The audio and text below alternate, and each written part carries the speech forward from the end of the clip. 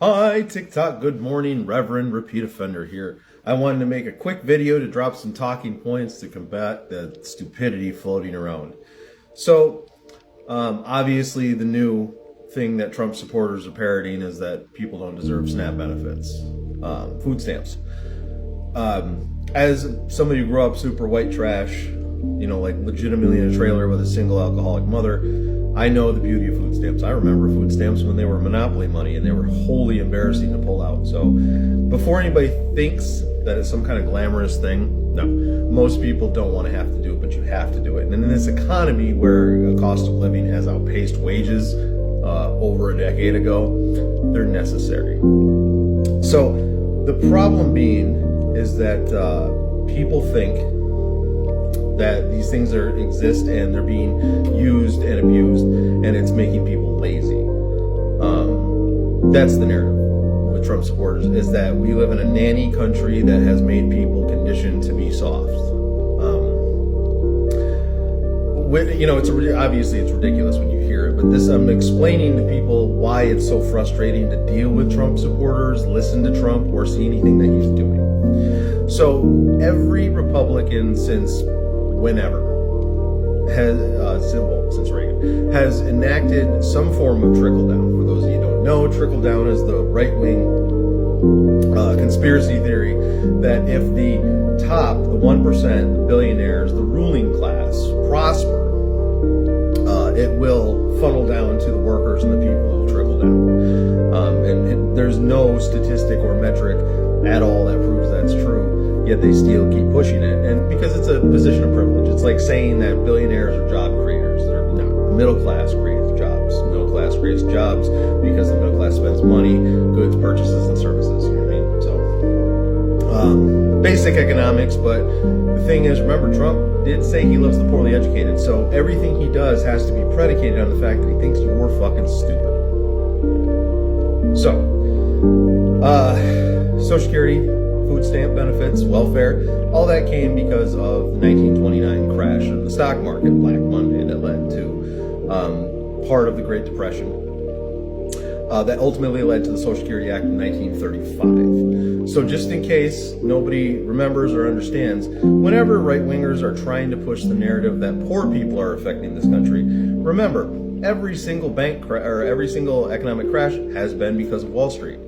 Okay, so from 1934 until 1999, when it was repealed, there was a thing in place called the Glass-Steagall Act. Glass-Steagall prohibited Wall Street from engaging in risky behavior, but Clinton, who actually I blame for a lot of shit that we're dealing with today, and his full Republican Congress repealed it. He also did the cap on publicly traded companies' CEO salary at $1 million, which is why now they have stock options. So the greedy ruling class will find a way to get money. It's that whole Ayn Rand thing where it's like if you don't treat them well, they're going to go away. And that is the narrative I will not buy and accept, is that we should be thankful for these Henry Fords for putting us in a system of credit and debt and bills to now we can't think of anything like that, or not think of anything like that. For 100 years in this country, we've been conditioned to, you need to find a job. What's the first thing you do when you graduate high school? You got to find a job, right? Because you got to work. Because we live in a society that requires it. And the problems we're seeing now has nothing to do with any other deviation other than how capitalism is supposed to work. Remember, this country is a 300-whatever-year-old experiment, okay? Capitalism, this is exactly the way it's supposed to. Not everybody can win, and not everyone is supposed to win. And companies are dumping jobs left and right, okay? I've been fucking saying this since Trump took office, and he's still talking about jobs coming back. Amazon and UPS just announced they're fucking losing most of their workforce because of AI, okay? I use AI all the time. I do HVAC. AI can solve a lot of problems in HVAC, okay? So don't think your fucking job can't be automated. So we're heading into a society where we're not really going to need workers. Work ethic is going to be a thing of the past.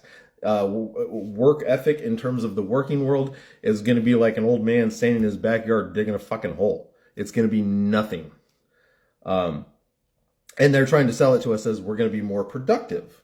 because we aren't going to have to work all day long, which is profoundly fucking stupid. Like I said, conditioned for 100 years that you got to work, got to find a job. What are you going to do now that you got fired? You got to find another job, right?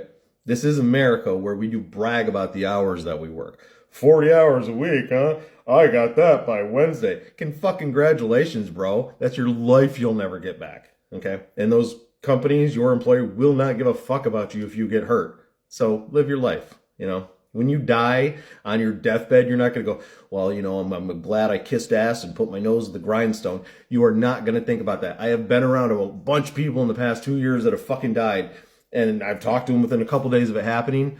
They did not talk about work. They worried about if they were a good enough father, husband, brother, mother, father, all that shit. So fucking calm down, you know, Mark Cuban. So back to the trickle-down thing. So what's happening is, because the economy sucks, what they're doing is another form of trickle-down. They're making things inexorably cheaper. People can't afford things, so companies are being forced to lower the prices to get rid of their inventory. And then you talk about what companies can do. They can write off inventory. They can claim a loss. You know, whenever big businesses always talk about, like, well, you know, what about the person, the owners that started the business? Owners have far more monetary protections for themselves than workers do. Okay, you have Chapter 13, Chapter 11. You can restructure your debt. You can take on partners. You can fucking negotiate down your debt. LLCs protect your stuff from being taken. You're still going to walk away with more money, or with money, if your company fails, whereas the workers are fucked and they got to work again, right? Back to that whole, you need to find a job now, okay? Most workers don't get severance. They don't get 13 weeks to be able to figure out what they want to do. So because everything is cheaper, Donald Trump and friends are trying to make it seem like this is a buyer's market now. While everything's cheap. That's why you see those dipshits on social media whenever the stock market crashes are like, well, time to buy. Completely forgetting that like 90% of the country and people aren't in that position. Okay, so if you don't have $50,000 right now to drop on a property that's 3.25 because you're going to save so much money in the next 10 years, or you have the collateral or equitable bonds to do that stuff, it doesn't fucking matter what's going on in this country. And what we're doing is creating a bigger divide and wider gyre between the ruling class and the people who don't have money. The scary thing is, if you look at the housing market, there's no new buyers, okay? The people that are buying houses are people that just sold their houses and they have that 90 days that they have to use the money for something else to avoid tax, okay? There's no new buyers. They gutted the FHA program and nobody can save any money. And there's 3 million homes in surplus. And there's 500,000 more sellers than there are buyers. So they're trying to sell this to us Americans as, well, you need to get off your ass and do something, which is not true. And we saw that in 29 and the subsequent years leading up to the Social Security Act, because there were a lot of fucking old people that died. There were a lot of poor people that died. There are a lot of people that could not provide for themselves that died, okay? And if you want the bottom to drop out, just say it. But don't church it up by acting like, well, it's because people are lazy. Because like I said, food stamps and SNAP benefits and welfare is nothing to brag about. You may see it on social media. That's a skit, okay? It is not a glamorous lifestyle whatsoever. I was just in Aldi the other day, and I watched a kid try to pay for a fucking Gatorade with a food stamp card. And it was like, there was like 6 cents on it, and I felt terrible, and I paid for it for him. But this is the reality that a lot of people live in. And if you have a problem with that, while at the same time not having a problem with billionaires who already reap in billions of profits taking your fucking taxpayer money, then you are a disingenuous piece of shit. You are a nobody, and you only parrot what Donald Trump tells you to. You're certainly not a Christian because you don't understand empathy nor compassion. And you're pretty stupid because you don't understand how the larger, bigger picture works. You think it's everybody works and everybody makes money, and then the neighborhoods look like a Tim Burton movie, and we all just pull in, car, 2 chickens in every garage and 1 car in every pot. Get the fuck out of here with that dumb way of thinking. People are suffering, asshole. So, I wanted to make that video and drop a couple points. We're getting fucked. They're shitting in our hands and they're trying to call it caviar. And Donald Trump supporters are so fucking stupid, he could literally piss in their soup and convince them that he's giving them more soup. So